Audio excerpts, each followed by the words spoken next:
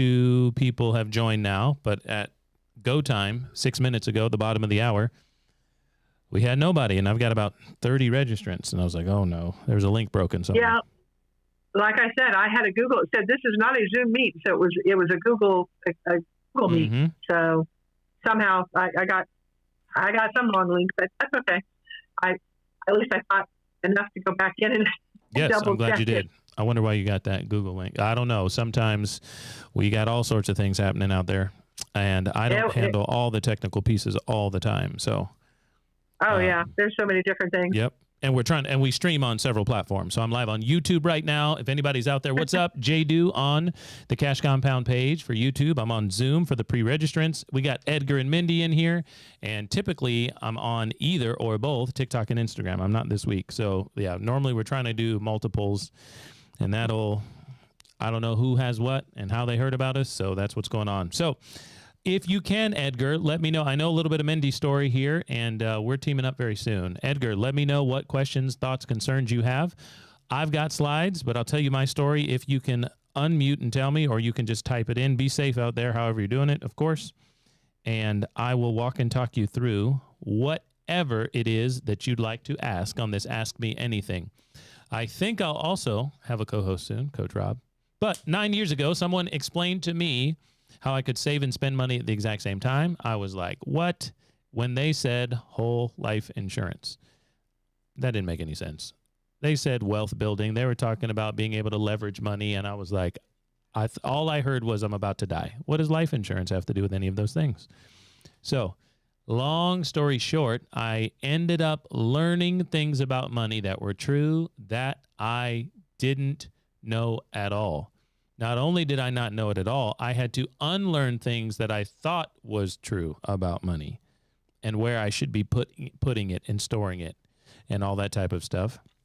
And then I moved into building my own banking system with this product, whole life insurance from a mutual company that pays dividends. And I was going to leverage portions, ever-increasing portions, ever-increasing tax-free portions of the money that was owed to me from this private mutual entity. And we started teaching that to other people about 6 years ago. About 2-3 years into it, we started to form what is now the Cash Compound to educate people on that same process out there. Okay, I've got both of the people who are in my office today are the guys who walk in and think they're not supposed to be here, both of them. All right, go grab some cups for me. Come on in on my desk. And so I've got Ryan producing. We got Coach Rob coming, and every time they walk into the office, sometimes rightly so if you're already recording, but or in studio, but they sneak and peek around doors. I don't understand. Come in. We know we know you're here. You're supposed to be here. Okay, Edgar, I didn't see anything from you out there. Let me know where you're zooming in from. Where are you, Edgar? Have you already started this process? Are you working with us if you've already started that process? I might be too far over. Yes, I am. Very good. Do you recognize Edgar Garcia? You know that name? Edgar, who's your coach, my man? I don't think I have Edgar. I might be. Sometimes I forget. I just got off with Brett. He talked to you prior.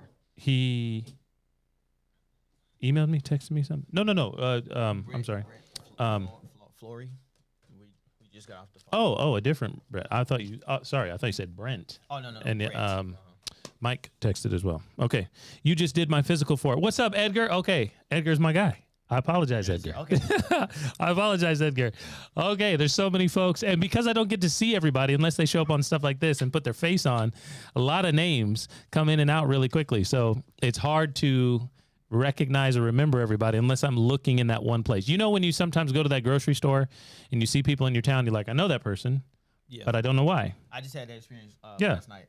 A guy that I worked with at another job, and I saw him. I was like, I know you. Yeah, but I don't know why, because you're seeing him in a new context. And then when you see him in a new context, you're like, man, I know this dude from, are you friends with Rob? No. Are you from church? No. Or you know my kids? You know, something like that. Yes, okay, grab us a green cup from my desk. That's what I was looking at. I couldn't find it. Yeah, I broke the one that matched this one. I broke. So just grab the green one from that. Yes. Okay. Cool. All right. Now, Edgar, do you have any questions, comments, and concerns? Mindy, same thing here. We want to tailor it to you guys first, but we do have some visuals we can show you. It's not going to be too hard with this small audience today. And shout out to my friends on YouTube. If anybody's watching us, make sure that you subscribe to this channel if you have not yet, and ask your questions in the chat box. Ryan, our producer, is monitoring that chat box as well, and we'll be happy to entertain your thoughts and questions. Okay. I'll let Rob give us a 2-minute introduction of him and what he's got going on in the infinite banking space, what his specialties are, and how he helps people. And then we'll talk about 1 or 2 things that you guys want. We'll show you some new slides. Me and Rob have been working on some new stuff, and that may help you. Or may familiarize us better with some new numbers. Rob, what's up, man? Yeah, man.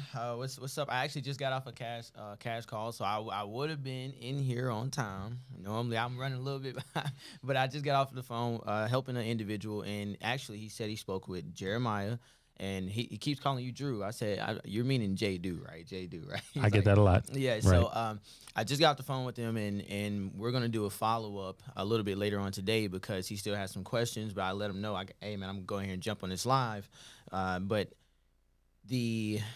what we're doing is we're helping individuals more than just understand the banking system. It's understanding inside of a practical way of how it works inside of your life. I think the biggest thing is having that cash consultation because everything sounds good. Like if you go through the presentation, you see them pay off debt, you see them buy cars, you see them do all this different stuff. But like if you're an individual that, hey, I want to retire with my policy, or I want to do some real estate investing with my policy, or whatever the case is, we need to have a personal conversation that fits you because at the end of the day, these policies can be customized to give you the outcome of whatever it is that you want. So that's mostly what I'm doing. I'm on the phones. I'm helping people understand how these policies can be customized and, to their advantages and to benefit them inside the endeavors that they have. Me personally, what I'm doing with my policies right now is I'm building up some liquidity because I think that we will have some kind of a big market crash coming here soon, midway through the year, probably towards the end of the year as well. And I want to have some liquidity on the side, some dry powder to really get in there and be able to take advantage of whether it's real estate, stocks, cryptocurrency, different things like that. I'm interested in doing that. And that's also what I talk to people about on the phone. I've had some great and crazy conversations with different people all across the United States and even people in Canada where we talk about different things you can do with the policy. And so that's what I like to do. Is talk to people about the utilization of the policy more than just, hey, here's how everything works. So love it. So that's what we give to everybody, of course, in the cash conversation. They have that cash consultation 99.9 times out of 10 or 100 when they want to get started. It's a free experience. Everyone gets it. I always say, because everything I do is alliterated, it's custom and complimentary. We want to help you understand it, and we'll answer your questions. Okay, what we're going to do now. Okay, I mentioned it, and then I didn't give you guys a chance yet. Do you have any questions and jump-off points you'd like to get into? Mindy, anything out there? Any questions as you get into this or back into this after hearing it from Pamela Yellen, one of the students of Nelson specifically, in the 90s? Didn't get started. In the 90s. I know she's like, oh, I know. Yeah. Yeah, that hurts. That's okay. That's okay. We don't start. Sometimes truth hurts, right? Yeah, it's the truth. What a dummy I was. Anyway, but hey, it's better late than never. So that's what I'm trying to do right now. No, I actually came to learn. I'm trying to absorb and learn as much as possible. So I wanted to hear. I may have questions later as I hear things, but I'm here to watch your presentation and just learn it as much as possible. Let's go then. Okay, Mindy. I love your attitude too, Mindy. Yeah. My grandma is actually going through to get a policy started. Yes, I saw that. She's 72. So I saw a Thelma come through in the back office after my brother after my brother mentioned that Robert got his grandma in the game. A couple days later, I'm looking around, I see a Thelma. I was like, that's Robert's grandma. That's it right there. That must be. So so there now I have a question. So what is the age limit as far as to getting a policy? I know the older you get, it's more expensive and things like that, but is there an actual cutoff? Great question. Okay. No, there's not a cutoff because you don't have to be the body, no matter how old you are. Well, okay, that part's true, and I understand that. Yeah, so, but if you wanted to be, let's say you ran into someone who didn't know or didn't have someone or they didn't feel comfortable asking someone to put a policy on them. Yes. Is there, and they were in decent health, then is there an age limit? Yes. So there's going to be an age limit. So we're talking through the product of whole life insurance. at a mutual company, and the limits for this type of whatever product that particular company has, which there's probably about 3 or 4 different whole lives that could work that they have, because as you have known enough about insurance, I think you're probably realizing paid up at 65, paid up at 70, paid up at 100, paid up at 95, blah, blah, blah. So there's a couple different ones. Right. And of course, now that I say it, I can't remember, but I think maybe at our favorite company, is it 72? What are you talking about, the cutoff age or for getting whole life from AUL, for instance? Is it issued on them? Is it 72? Do you know? I know the oldest individual that they did let go through was 71. I don't know if it's 72. Might be 72, Yeah, Mindy. so it might be 72. Might be 72. It might be 75. My grandma might be 72. She turned 72 Okay. last year. So before she turns 73, that's why we're trying to get her in the game. It might be that 72. Okay. 70, 72, 75, 80. It's 85. There's some things you can do to 85. Yeah, the only real option. Right. I can't remember. Past, but nothing. I don't think anything goes past 85. Any type of insurance is going to go past that. I know most companies typically have a cutoff date for issuance. Yeah. Yep. Great question. Okay. Mm-hmm. So the reason, let's get into some of these things here. Well, you know what? We're doing a little test run on Rob for some things that we got coming up. So I'm going to let him talk through a couple of things. Rob, will you explain to us why we have this slide here and what we're trying to help people understand by helping people see something like this? This is good. This is a 2-for-1 right here. I like this. So what we've been taught to do traditionally with our money, we're just trying to get a better understanding of what do we already know about money, what do we already believe about money, and I forget exactly who says it, but some things that we think they're just not so, right? And so we've been taught to lock our money away. We've been taught to give up control to someone else, a financial advisor, 401k company, whatever, Vanguard. They're more smarter than me when it comes to money, right? And take on risk. Anytime you give control of your money over to anybody, really, there's a counterparty risk involved because you yourself don't have the funds. So I give Jeremiah some of my cash. I have some risk involved there, regardless of how much we know each other and the relationship that we have. So we're looking at how can we take back more control of our money, and that's the purpose of the slide that we're seeing here.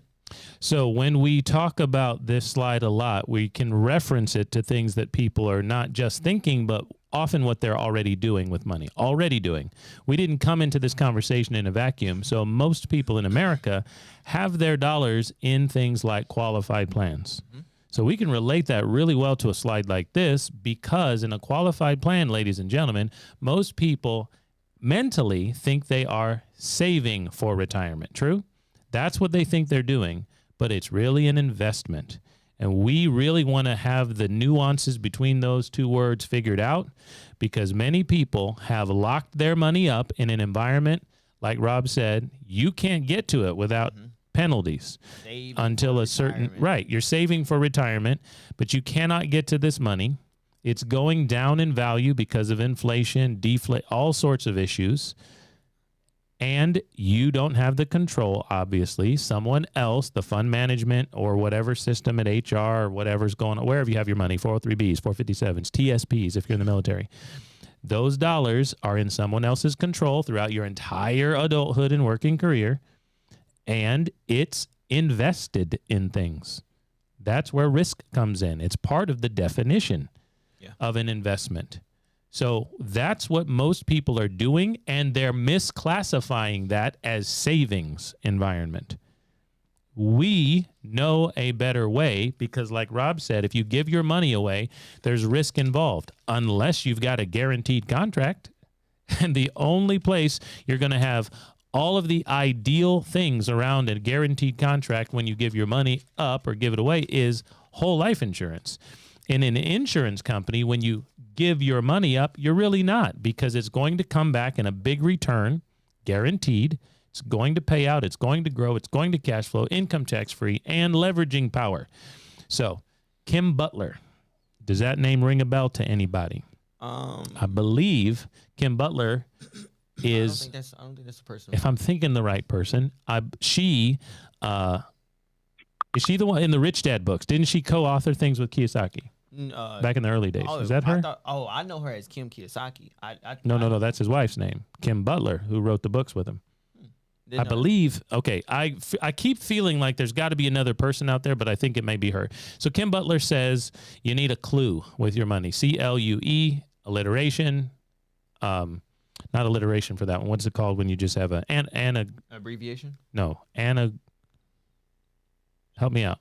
Somebody. You do communications major, man. I thought you had it. I was in college when you were 6. I've been done with that for a while. Kim Butler says founder of Prosperity Thinkers. Yes. Is she also co-author to half of the early Kiyosaki books? It says, I just Googled her. It just says Prosperity Thinker, author and founder of Prosperity Thinkers. Okay. So anyway. She may have.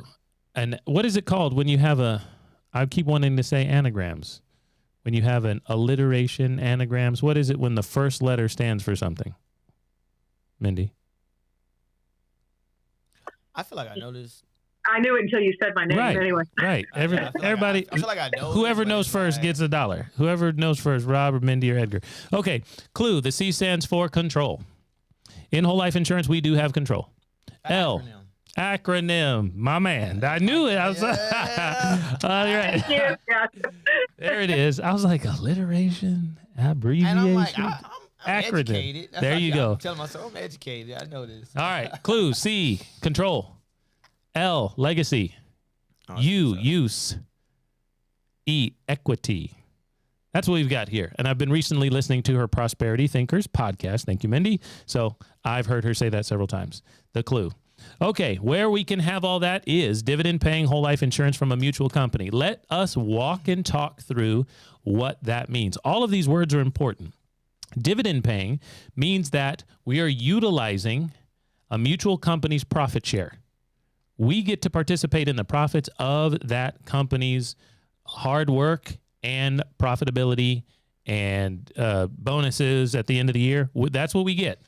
When you go into a mutual life insurance contract with a company that has dividends, you get to participate as a partner with that company. Yeah, do you want to give an example with a 3-cup setup? You be Jeremiah with a policy. I'll be ABC Insurance Company. Let's go. So I buy in to their program by purchasing insurance from them. Cup number 1, if you can see it out there, ladies and gents. Okay, if I give Mindy, shout it out, maybe our newest guest out here, Kimberly, welcome. Put in the chat, make sure you can hear us and see us. Kimberly, welcome. Thanks for coming. And you can put in the chat where you're from, please. Okay, Mindy, if we give an insurance company money, what do they give us? What do they promise us? Policy, a death benefit. Exactly. A policy, depending on what type of policy. If it's life insurance, death benefit. Boom, you got it. Okay, life insurance is going to buy us a death benefit. It's a bigger number here, so I normally give it some height on it. We put in a little bit of ours, and they put in a lot of theirs. And because it's whole life, take a look at the screen, whole life insurance means that it must pay out, right? Must pay out.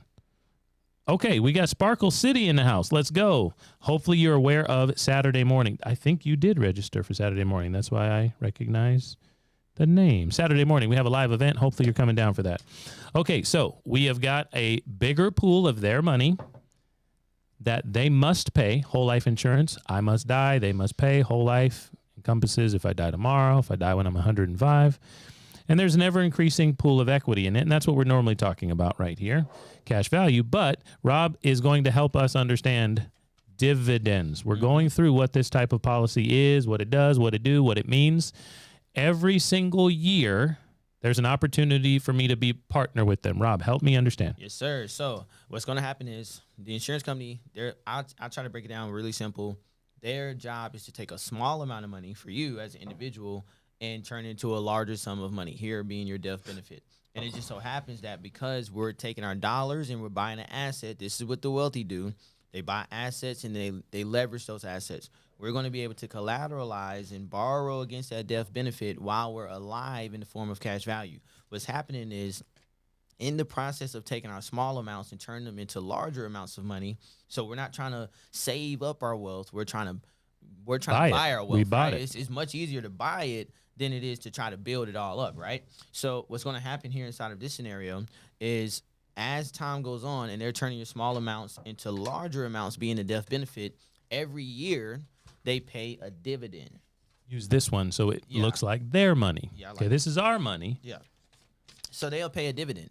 A dividend is profits that the insurance company made, because what happened in the process of them turning small amounts into larger amounts?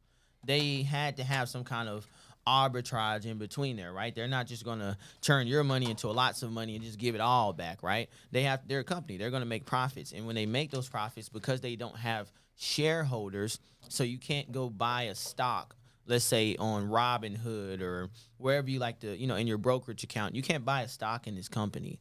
They are a mutual company. So if you want to think about it, it's a private company. It's not a public company, okay? Right. So they're going to take the profits that they made after making sure that Jeremiah has his death benefit, everything's taken care of there. They have some money left over. And they're going to say, okay, now that we've paid all the people we need to pay and so on and so forth, we're going to divide these profits up amongst all the people that have policies with this company. So, hey, Robert, you got a policy. Jeremiah, you got a policy. Jonah, you got a policy, so on and so forth. They're going to divide those dividends up, and those profits are going to go here. So a good way of helping people understand this is what I try to remind people of.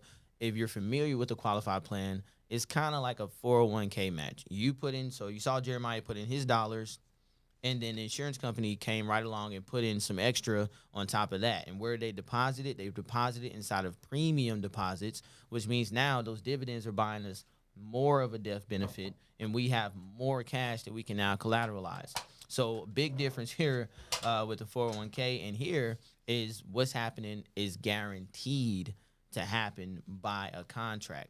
If I give my money, just like we were talking about on the previous slide, I give my money to Vanguard, Fidelity, John Hancock, whoever, your 401k, IRA, Roth, whatever, there's nowhere inside that contract that says, hey, we have to take small amounts of money, turn into large amounts of money, and then pay you or your family member whenever you meet your demise. It just simply says, we'll take your small amounts of money over time, and if things go good, they go good. If things don't go so hot, you got to fit the bill for that.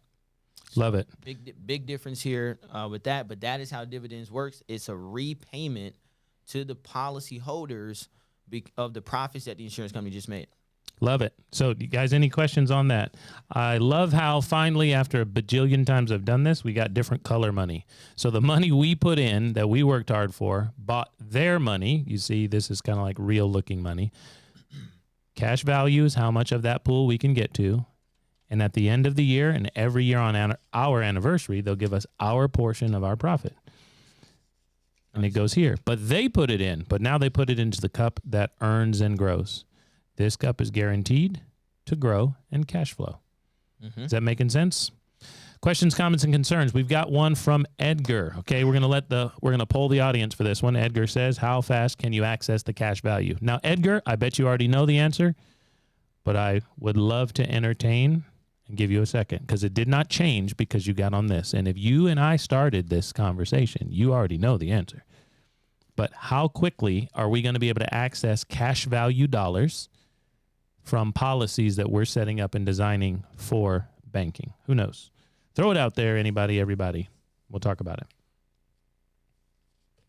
Maybe nobody knows.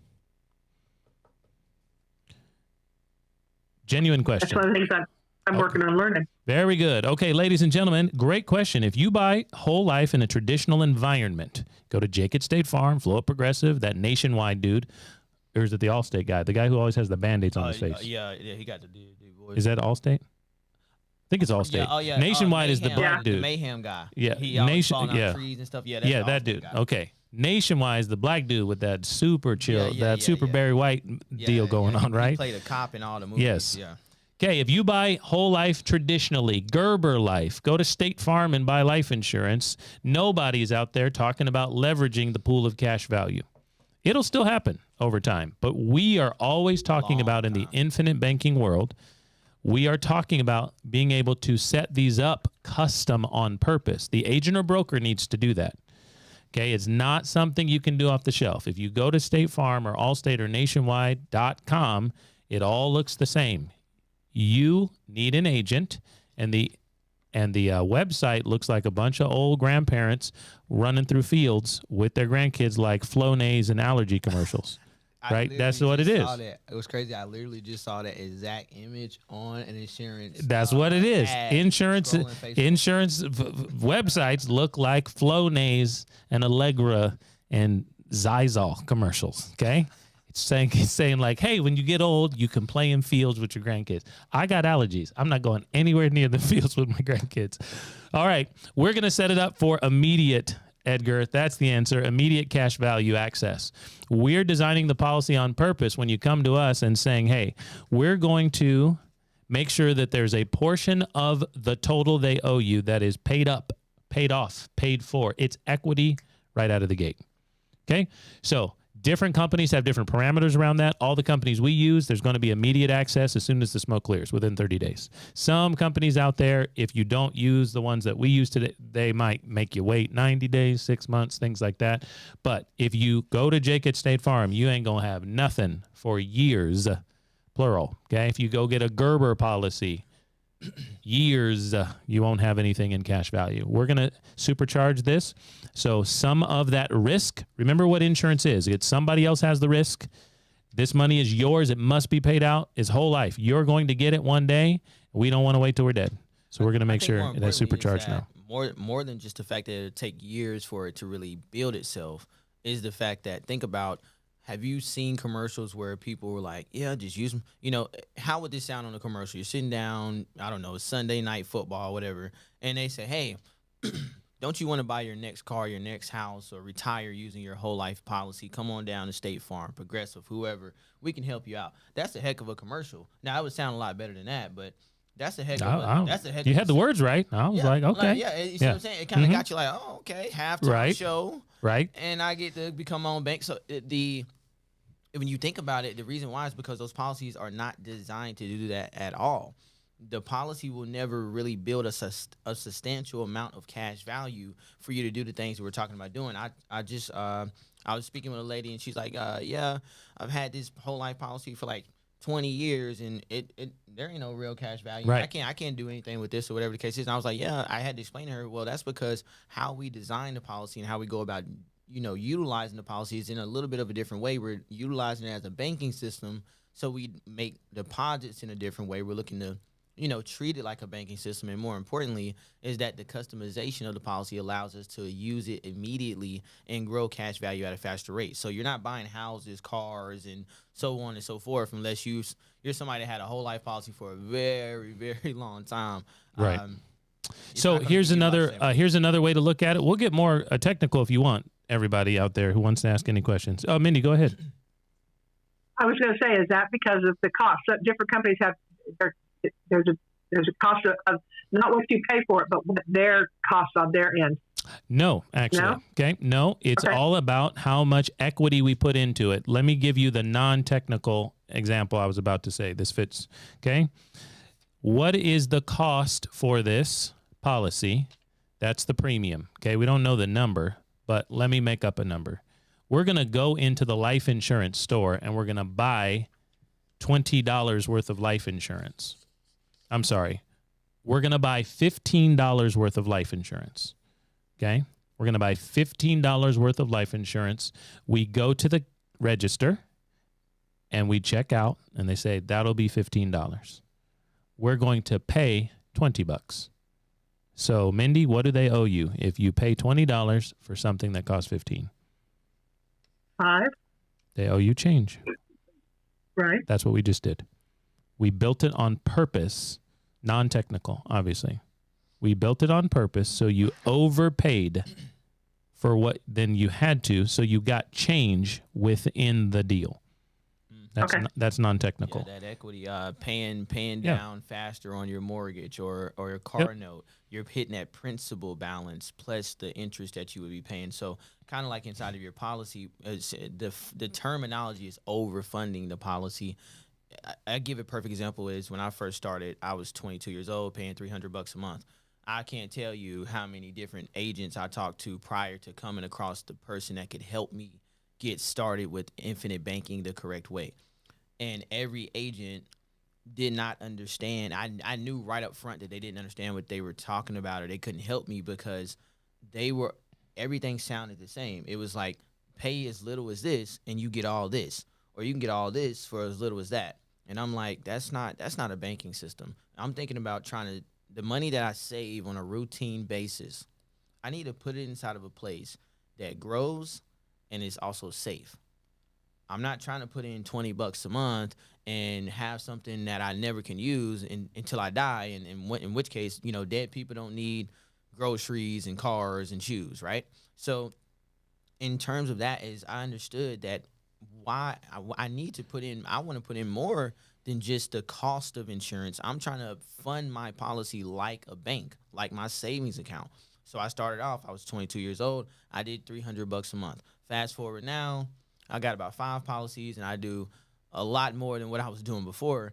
But in terms of that, I'm only 26 now. I don't necessarily need to put in the kind of money that I deposit into my policies. It's not necessary for me to do so, for me to have coverage on my life. I do it because, just like Jeremiah always says, if you know every dollar that you put in here is guaranteed to grow in cash flow, that's all we've ever wanted. Why are you taking risks with your money? It's because you want some growth, right? That's the whole point of you getting into 401k or whatever the case is. Here, we have the growth and we have the cash flow to go and chase more investment deals or whatever the case is that we want to do. We can kill 2 birds with 1 stone. So, okay, I'll go technical now. If you guys like that, okay, I'll do the technical version. There are 2 portions to your premium, base and paid up additions. And we're going to engineer the policy to make that differentiation. Your base buys this cup, paid up additions out of the gate early buys this cup. It's paid up. It's equity. We plan to make change from it, to tie the 2 together. The analogy in the example with the technical. Base is the cost. PUA is the overfunding, and the overfunding is extra. We didn't have to put that in there, but it allows us to get cash value right out of the gate. If you don't do that on purpose, your base takes a lot longer and has a slower roll to create equity. Just like in your house. You don't get equity in your house all that much in the first few years. I mean, it takes at least 5 to 6 years. Right? You're just not going to get any equity in that house in the first couple of years because all of it goes to pay off that interest. And then after about 5-7 years, you start to accumulate equity in your home. Same thing here, but we're going to engineer it for early equity, early cash value. And it's guaranteed equity. Big difference as well. Okay, so reminder, this is not a new thing. It's been going on in our country from big banks and big business people for 200 years. They've been utilizing whole life insurance. There's so much noise out there, as Nelson would say, about indexed universal life or maybe other universal life products that did not get used by these people. But all of these people, and you'll see this on the internet all the time, they leveraged whole life insurance for cash. McDonald's took out cash value life insurance. Ray Kroc. Disney leveraged his policies so he could get some money into Disneyland that needed to open in 1955. J.C. Penney paid during the Depression, Great Depression. He leveraged his life insurance policies, something like $3 million, crazy numbers, to pay people so he didn't have to close. It's been here for a long time. And it's still being used today by big name folks, some of which you recognize. Okay? My man's, yeah. And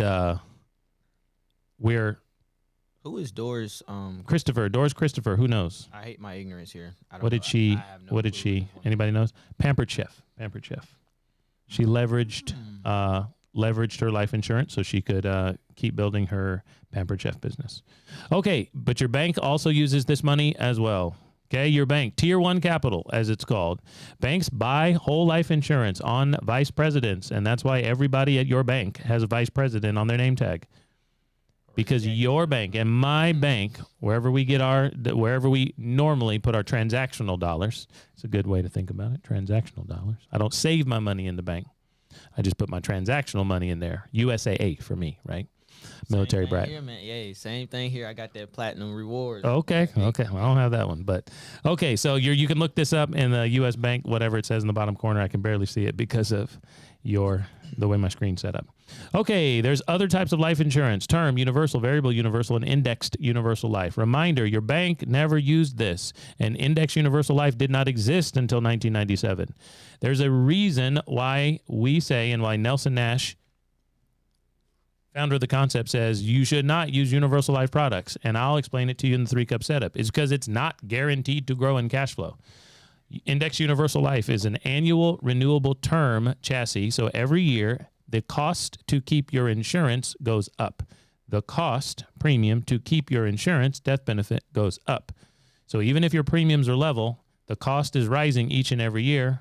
If you live too long, you won't be paying enough money in to keep this. And if the reason you're trying to utilize this type of policy is for cash value, it's going to have to eat the cash value, or you're going to have to pay more to keep it. They eat that cash value too. Whole life insurance has guaranteed cash value. Index universal life is essentially imagine this deal right here. Someone says, hey, I'll give you $1 million today, or maybe not. You come back 2 weeks from now and I give you $2 million. You have a guaranteed $1 million, or you possibly could get $2 million. That's kind of how index universal life works.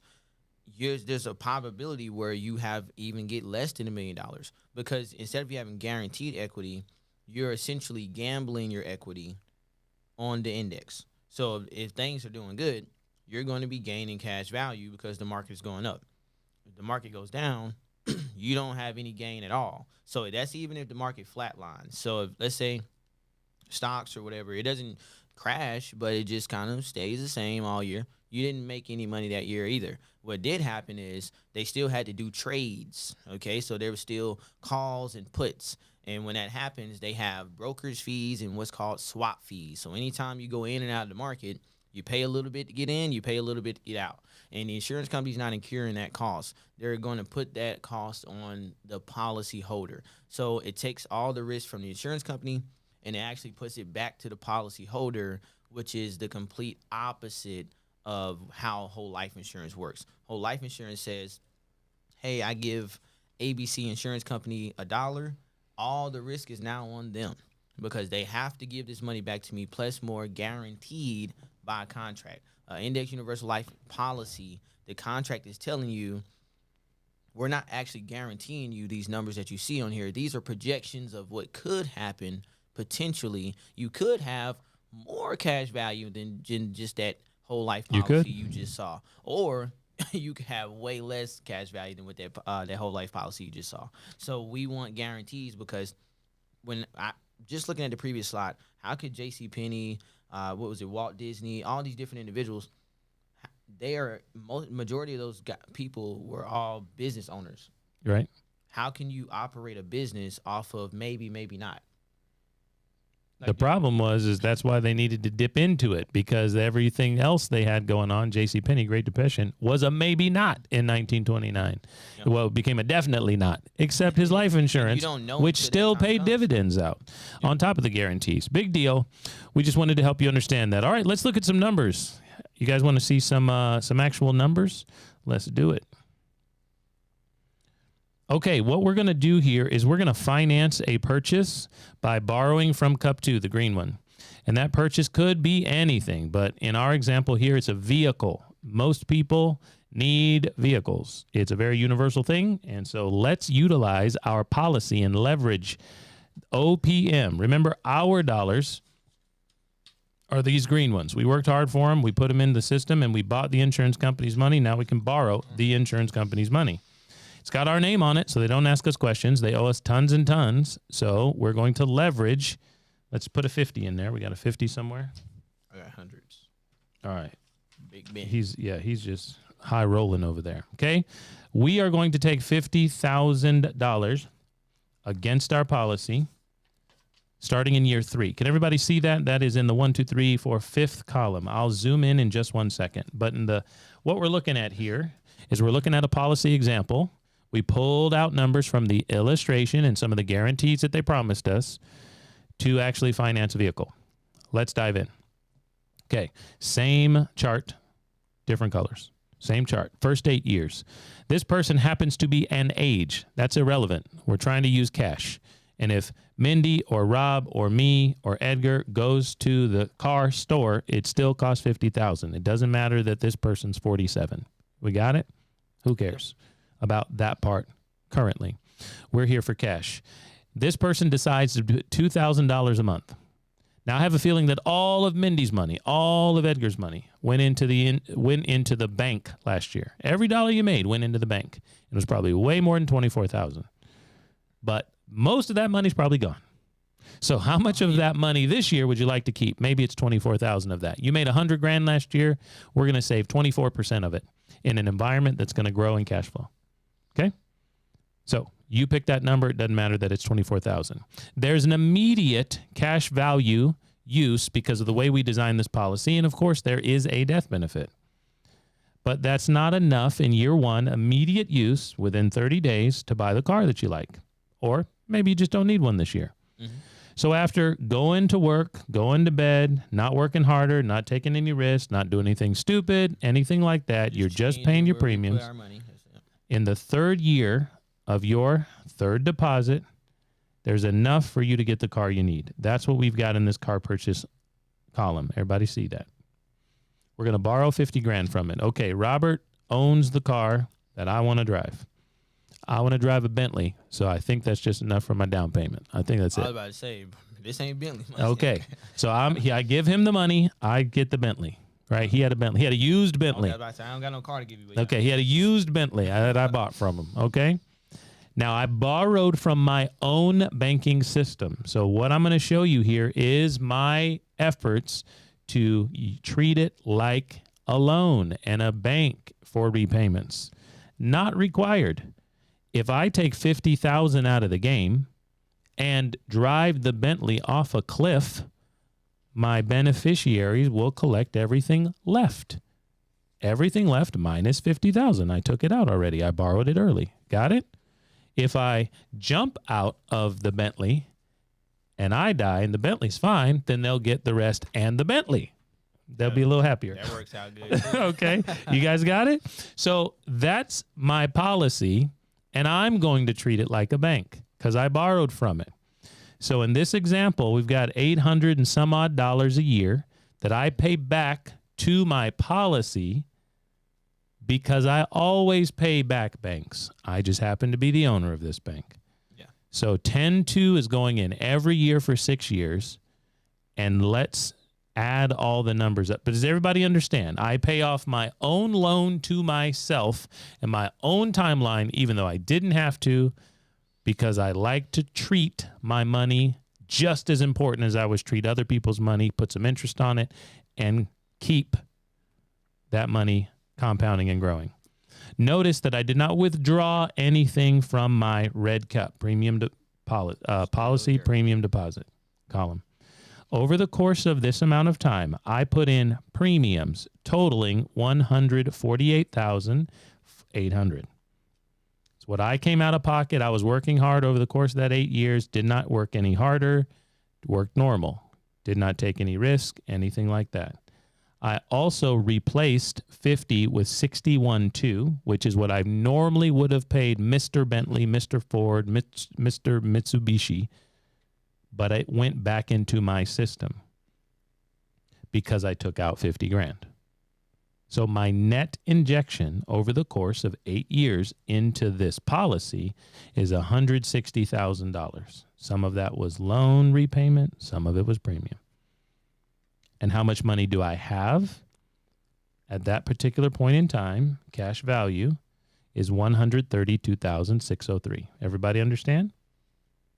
I still have that, and I have a 5-year-old $50,000 vehicle. I have both of them. I've got the cash, and I've got the car.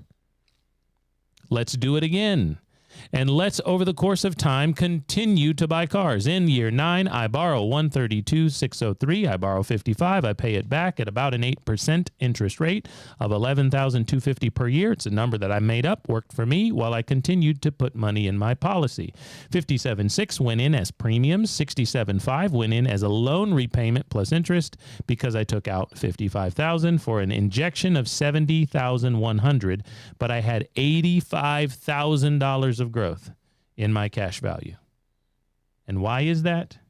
It's because of constant compounding. While I was out there buying Bentleys from my buddy, my money was safe and sound, still going to compound. You guys understand what's going on here? We're leveraging the policy or pool of money from the insurance company while our money continues to earn, have guarantees, and give us more growth as we move throughout our life, no matter what we buy. Mindy, hit us. So, pardon me, but so in the first 5 years, you made deposits of $24,000, and then you slowed down. Was that because you could? So you went from, I understand you were also, well, even in the first 3 years, you were still making the payments. So why did you drop down from 24? Question. Why did I drop down? I'm going to give you the colorful word picture flower answer, and then I'll tell you technical so you understand. Okay. Why did I drop down? Because Mindy, over the course of your years, who has always been the deciding factor on how much money goes into your bank accounts? I am. You are. That's the right. You are, because I get to decide. And in this example, the reason we say that is because you have the ability to fluctuate anywhere between the base premium and the PUAs. Remember how I told you that earlier? The base premium is $9,600, and that's what needs to go in to keep the policy in force or active. Okay. $9,600 is that minimum threshold, must go in. $24,000 is the extra mustard we paid to get early access to cash value. But you could continue to pay that 24 if you wanted to, if that was yes, ma'am. Correct. Okay. Yes, ma'am. Now, or any portion in between. That is correct. Yep. Now you got it. All right. Sometimes I think I talk too much, but apparently you understood based on what I said. Cool. All right. So if anybody out there has quick math in their head, can you tell me approximately the difference between 24,000 and 9,600? The approximate difference is 13,900.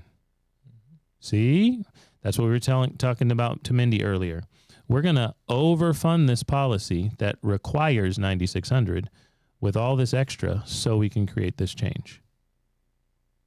If it's all base premium, if we'd only put 9,600 up here in year 1, there'd be nothing. We're going to put extra on it so we can leverage it right away. If you go to Jake at State Farm and tell him $24,000, he'll make it all base premium. There'll be nothing here. I had a little bit of an observation is that even though our premium went down, we were only paying base. It didn't affect our cash value from going up. Yep. Ladies and gentlemen, take a look right here. $9,600 in, still have growth. 9,600 in, still has growth. Okay. 132,000 of liquid cash over the course of this amount of time. Reminder, 70,100 went in. The growth was 85,000, and we have 2 cars. This is how you normally do it. You be like this. You got like another arm. So it's one, and that's what got me hooked on the concept too. I was like, man, so what I pay in, it's coming in and then it goes down. All right. And especially you'll see this on your policy too. It actually hits 0. All right. Depending on how, but hold on. I don't know what you're talking about. Actually. Premium. My premium hits 0. What do you mean? It's possible to hit 0 depending on how you set the policy up.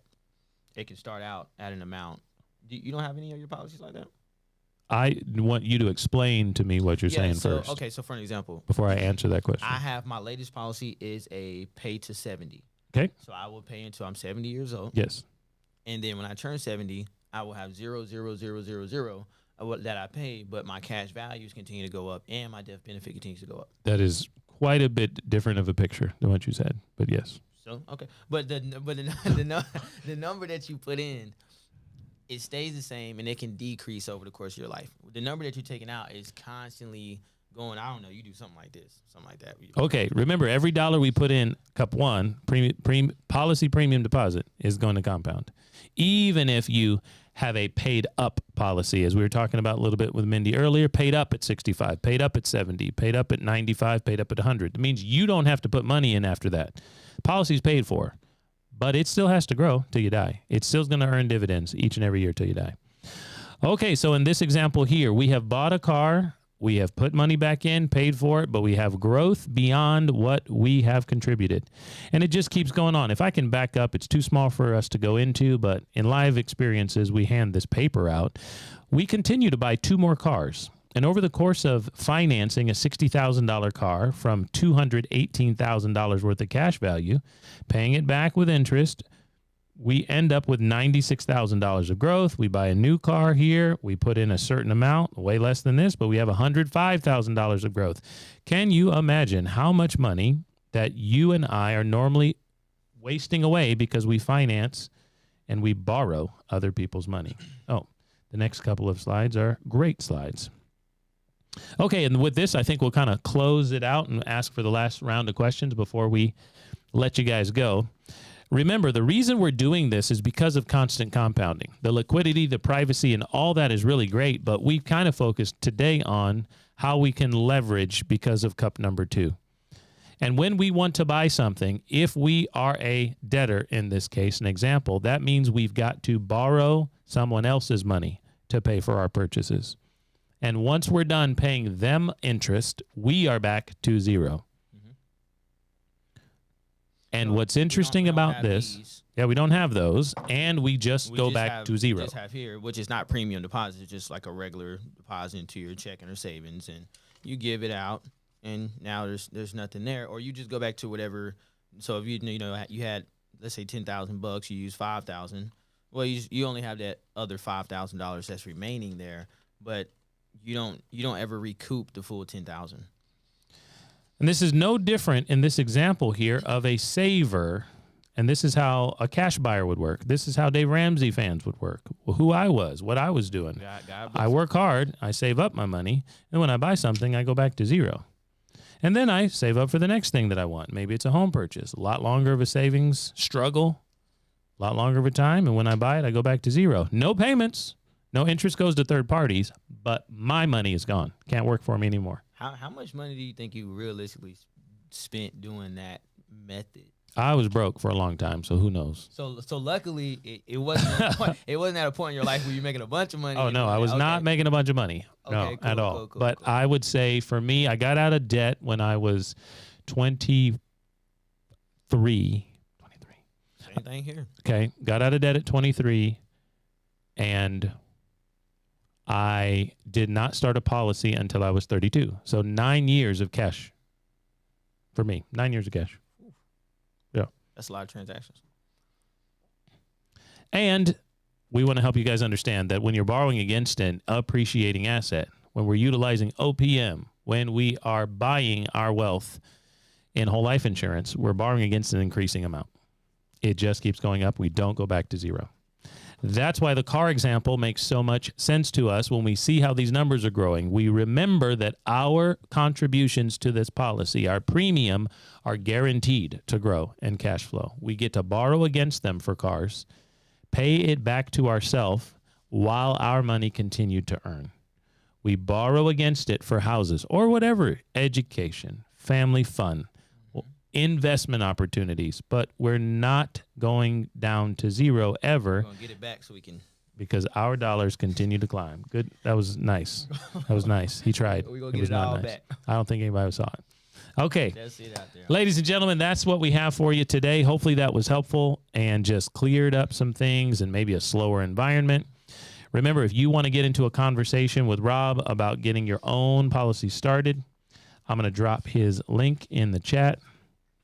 And you can get on his calendar if you are not already. Now, I'm already working with Edgar, so you've got me. Don't call Robert now. We're already in underwriting. Same thing with Mindy. You can work with me. You've got my number. But if you have friends or family out there who want to know what we do, reminder that our information is educational. It's out there. We work through referrals. It's custom and complimentary every time. We've got all sorts of resources on our TikTok, YouTube, IG, and website, Facebook, FB, IGTTFBIYT. They all rhyme. See, I feel like it's still something out there that's missing, but yeah, we got it. Website, but that's not even, that don't rhyme. So IGYTTFB. Okay, we're going to get Mindy on some of those very soon. Mindy, because you are hopefully joining our team soon, Monday night, 7 p.m. We know we won't see you on Thursday morning because you've got an insurance license test to take. Yeah. Let's go. Very good. Study. Yes. Mandy, you got to study. Tennessee, right? Yeah, Tennessee. Studying, yes. Here's my book. Very good. Okay, so Mindy hopes to join us on the quest for code cracking cash flow for everybody. Not hope. It's only inevitable. It's inevitable. I can't tell you how wrong that sounds because like I have cracking the code of cash flow locked in my head. So do I, and that's why I've been trying to work on it. But I think we need to change our slogan, ladies and gentlemen. You get a first vote. It's the first time I'm asking anybody about it. Cracking the code to cash flow has been our motto and mantra for about 2-3 years, and I think we need to change it to code cracking cash flow. I kind of like the first. Is it cool to? The problem is. Can it be anonymous? Cause I feel like I shouldn't. The problem is that 3 words works really great, and then we can take out the fluff. Ryan, I see you. What are you trying to get me to? Do we have somebody join out there on YouTube? Is that what you're saying? The first one is better. Cracking the code of cash flow. Got you. It got like that.